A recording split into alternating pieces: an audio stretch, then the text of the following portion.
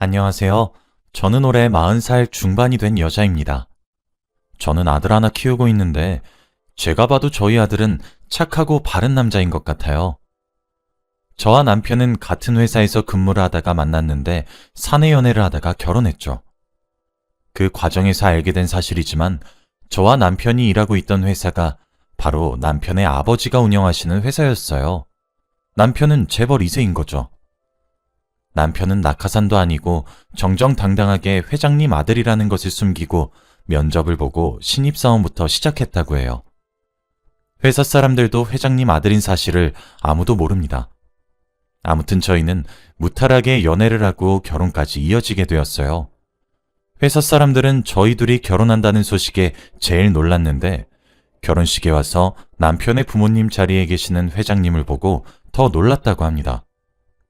저는 남편만큼 그렇게 잘 사는 집안도 아니었고 정말 평범하고 소소한 가정 환경에서 자랐는데도 남편의 집안은 절대 저희 집안을 만만하게 보시지 않았어요.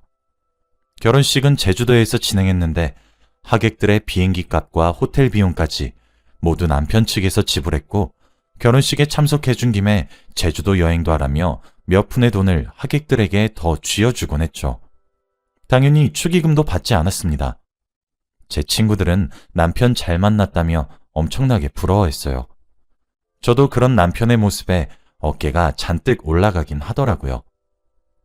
아무튼 결혼을 하고 저희는 첫 명절을 보내게 되었습니다. 남편의 형제 관계는 형이 한 명 있어서 남편이 둘째입니다. 남편의 형인 아주버님도 결혼을 저희보다 일찍 하셔서 형님도 있고요. 아직 손주는 없습니다. 시부모님은 손주를 보고 싶다고 임신을 강요하시지도 않으셨고 부부끼리 하고 싶은 대로 살라고 하시는 아주 깨어있으신 분들이었어요. 명절날 시댁에 가기 싫어하는 며느리들이 대부분일 텐데 저는 시댁에 가는 것을 정말 좋아했답니다. 저는 형님과 정말 친해지고 싶어서 이것저것 많이 물어보고 대답도 잘했어요. 하지만 형님은 제가 마음에 들지 않았는지 저를 피하시더라고요. 처음에는 기분 탓인가 싶었지만 점점 갈수록 아예 대놓고 무시하는 듯 보였습니다. 아니 동서, 이런 것도 할 줄 몰라? 도대체 집에서 뭘 배운 거야? 라고 하시며 제 과정 환경을 운운하시기도 하셨죠. 물론 시부모님이 안 보이는 자리에서요. 형님은 저한테는 못되게 굴었지만 시부모님이 나타나시면 표정이 싹 바뀌셨고 시부모님께 애교를 잔뜩 부렸습니다. 어머님, 아버님, 제가 이 동그랑땡 만들었는데 한번 드셔보시겠어요? 라면서요. 동그랑땡은 제가 다 만들었는데 말이죠. 아마 집안에 며느리가 또 생겨서 질투가 났던 것 같아요. 명절날 제사를 다 지내고 잠에 들다가 새벽에 화장실을 가고 싶어서 거실로 나왔는데 시부모님 방 앞에서 형님이 어슬렁거리고 계시더라고요. 저는 조용히 형님 몰래 뒤를 따라갔는데 안방에서 대화 소리가 들렸어요. 아들을 낳는 집안에 우리 재산의 80%를 줍시다. 우리 이제 갈 날도 얼마 안 남았는데 대를 이을 집안에 주는 게 맞지 않겠소? 그래요, 그럽시다. 저는 무슨 말인지 이해가 되지 않았는데 그때 형님께서 헙 하시면서 놀라셨고 그때 형님 뒤에 있던 저와 눈이 마주쳤어요. 형님은 깜짝 놀라셨고 저는 형님, 여기서 뭐 하세요? 라고 말을 하니 안방에서 저희의 목소리를 들으신 시부모님이 나오셔서 이 시간에 뭐하니? 라고 하셨죠. 형님은 목이 말라서요 라고 말을 했고 저는 화장실을 간다고 말을 했습니다. 저는 그 말이 무슨 말인지 그때는 전혀 눈치채지 못했지만 화장실을 갔다가 침대에 누워 곰곰이 생각해보니 무슨 말인지 알 수 있었죠. 하지만 저와 남편은 시부모님의 재산에 큰 욕심이 없었고 지금 이렇게 살아도 충분히 먹고 살 정도로 남편과 제가 벌기 때문에 괜찮았습니다. 그런데 다음 날부터 형님의 태도가 바뀌기 시작했어요. 정말 가정부인 것처럼 시부모님의 뒤를 졸졸 따라다니면서 집안일을 다 하셨고 제가 할 일까지 자기가 하겠다며 온 집안일을 형님이 다 했어요. 형님, 이건 제가... 아니야, 동서. 이런 건 내가 해야지. 얼른 쉬고 있어. 금방 끝낼게. 라며 일부러 시부모님 보라는 듯이 행동을 했습니다. 저는 그때 알 수 있었죠. 형님이 시부모님의 재산을 노리고 있다는 것을요.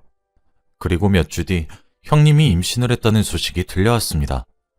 사실 저와 남편은 신혼 때부터 아이가 너무 가지고 싶어서 임신을 하려고 노력했지만 제가 임신이 잘 안 되는 몸이라고 하더라고요.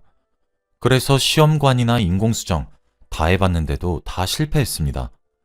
그런데 형님이 임신을 했다고 하시니 제가 더 기뻤고 임산부에 좋은 약이나 음식들을 많이 사드렸어요.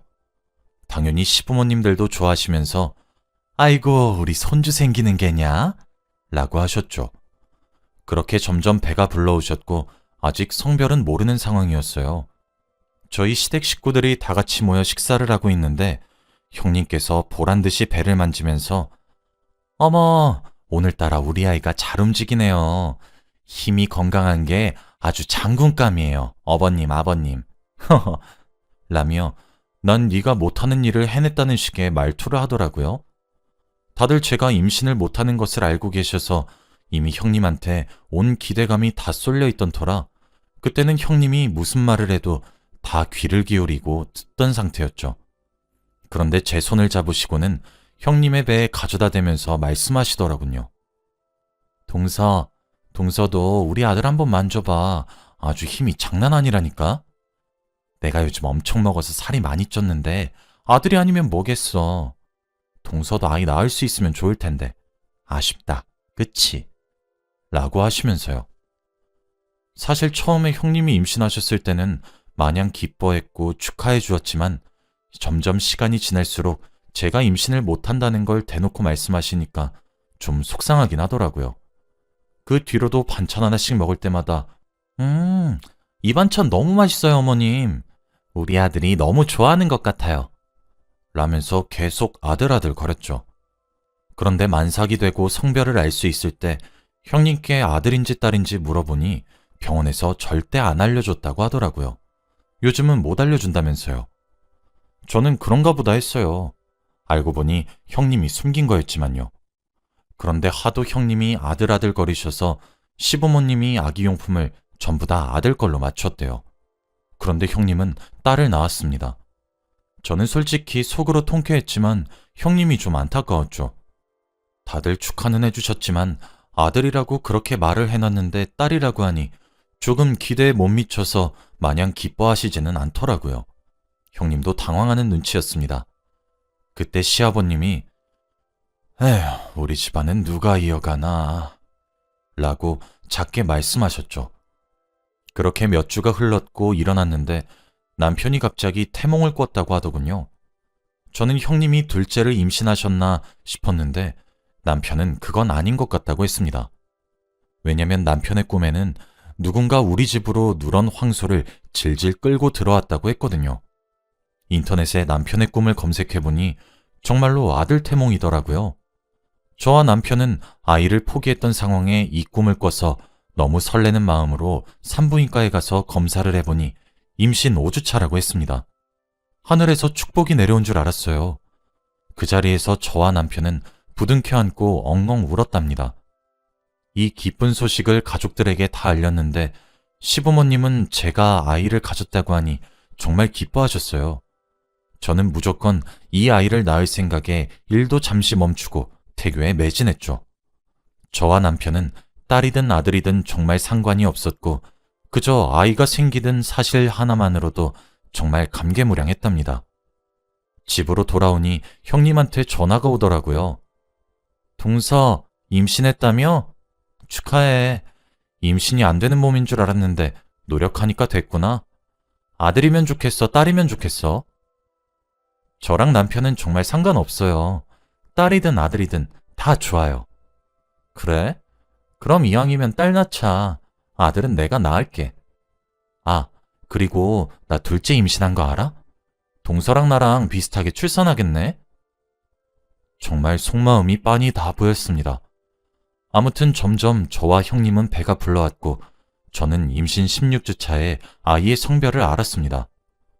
저는 형님 첫째 때와 같은 병원에 갔는데 성별을 대충 알려주시더라고요. 저는 그때 알았죠.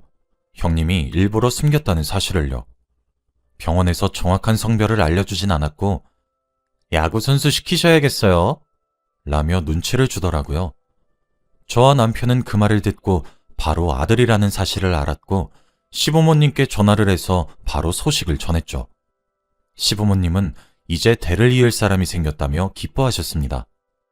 근데 전화를 끊고 얼마 지나지 않아 형님이 전화가 오셨어요. 아들이라며? 그런데 20주는 돼야 정확한 성별 아는 거 알지? 성별 반전 몰라? 여자일 수도 있어. 전 딸도 좋고 아들도 좋아요. 그래? 우린 벌써 둘째가 아들 같아서 첫째 때랑 느낌이 완전 달라. 임신 선배가 미리 알려주는 거야. 동서 처음이라 아무것도 모르잖아? 제 성질을 조금씩 긁어대는 게 조금 짜증났지만 그래도 아이를 보며 꾹 참았답니다. 그런데 20주가 되자마자 형님이 전화가 오셔서 딸이지? 라고 아예 대놓고 성별을 바꾸시더라고요. 저는 아들이라고 대답했어요. 지긋지긋하단 생각을 하면서요. 그리고 얼마 뒤 저희 집으로 직접 한약을 들고 오셨더라고요. 이거 임신부한테 좋은 약이야. 나도 먹고 있는 거니까 동서도 먹으면 좋을 것 같아서 들고 왔어. 나 첫째 임신했을 때 임산부한테 좋은 거 많이 줬잖아. 그때 너무 고마워서 들고 왔지. 아, 그래요? 제가 한약을 잘 못 먹어서. 뭐야, 동서? 내가 뭐 못 먹을 거 줬어? 나 못 믿는 거야, 지금? 그럼 형님이 한 입 먹어보시겠어요? 난 오늘 먹고 와서 안 돼. 뭐든 과하면 안 좋아. 그래서 나중에 먹는다고 대충 얼머부리고 집에 숨겨놨습니다. 어떻게 형님을 믿고 그 한약을 함부로 먹나요? 남편이 집에 와서 집안일을 도와주다가 제가 숨긴 한약을 보고는 깜짝 놀라더라고요. 이 약은 산모에게 좋지 않은 재료가 들어간 한약이라고 하더라고요. 저는 그날부터 이를 갈았습니다. 다음날 시부모님이 저희 집에 오셨는데 제가 그 약을 먹지 않았지만 먹은 척하고 침대에 들어누워 훌쩍이면서 말했어요. 어머님, 아버님, 제가 이 약을 먹었는데 배가 뭉치는 것 같아요. 뭐? 이 약을 먹어? 이 약 누가 준 거냐? 이거 형님이 임산부한테 좋다고 직접 만들어주셨어요. 형님도 이거 드신다고 하던데요. 시부모님은 화가 머리끝까지 차오르신 것 같았어요. 괜찮아요, 아버님, 어머님. 형님은 아무 죄 없어요. 모를 수도 있죠. 아무 말도 하지 말아주세요. 그런데 저 배가 지금 아기가 라고 말을 하는 순간 정말 거짓말처럼 배에 진통이 시작되었고 당장 구급차를 불러서 병원으로 갔어요. 시부모님은 형님에게 화낼 틈도 없이 제 출산을 기다렸답니다. 그렇게 저는 오랜 진통 끝에 잘생긴 왕자님을 낳았어요. 저는 아들을 품에 안았는데 정말 눈물이 왈칵 쏟아지는 거 있죠? 그동안 형님한테 받았던 모든 괴롭힘들이 한순간에 싹 사라지는 기분이었습니다. 그런데 신기하게도 제가 아이를 낳고 바로 얼마 지나지 않아 형님이 아이를 낳았는데 형님은 딸을 낳았습니다. 저는 형님 아이를 보러 가고 싶었지만 걷기도 힘들어서 빨리 몸을 회복하고 싶었죠. 시아버님은 제가 아들을 낳고 시간이 얼마 지나지 않아 정말로 저와 남편의 통장에 재산의 80%를 바로 입금해 주셨습니다. 저는 이런 거 다 필요 없으니 오래오래만 살아달라고 말을 했지만 시부모님은 이제 둘이서 행복하게 살고 두 분은 시골에 내려가 살겠다고 하시더라고요. 저와 남편은 꼭 효도하겠다고 다짐했습니다. 그리고 그 후 저는 산후조리를 하고 있었고 남편은 출근을 하고 시부모님은 시골에 가 계셔서 낮에는 저와 아이 둘만 있었습니다. 그런데 그때 누군가 저희 병실로 찾아왔는데 형님이었어요. 저는 1인실이라 혹시 몰라 휴대폰으로 녹음을 시작했는데 형님은 병실 문을 세게 쾅 열고 들어와서 제게 소리치더라고요. 동서, 그 돈 받으니 좋아? 난 동서 때문에 둘째 낳은 거 축하도 못 받았는데 너 재산 받으니까 좋겠다. 형님은 이미 첫째를 낳아보신 경험이 있어서 회복이 조금 더 빠른 것 같았어요. 저보다 일찍 회복을 하셔서 바로 제 병실로 냅다 오셔서는 저한테 그런 모진 말을 하시더라고요. 야, 그거 원래 내 돈이야. 너 없을 땐 나 혼자 며느리였는데 너만 도련님이랑 결혼 안 했어도 그 돈 내 거였다고. 내가 이 집에 들어온 이유가 뭔데? 너한테 돈 주는 거 억울해서라도 안 돼. 내가 아들을 입양해서라도 그 돈 꼭 내가 뺏는다. 난동을 피우는 형님을 지나가던 간호사가 말리면서 제 병실에서 내쫓았습니다. 저는 바로 녹음을 한 것들을 다시 들으면서 복수할 것을 다짐했어요. 그렇게 다시 명절이 돌아왔고 이제 손주들이 조금씩 있으니 분위기가 정말 다르더라고요.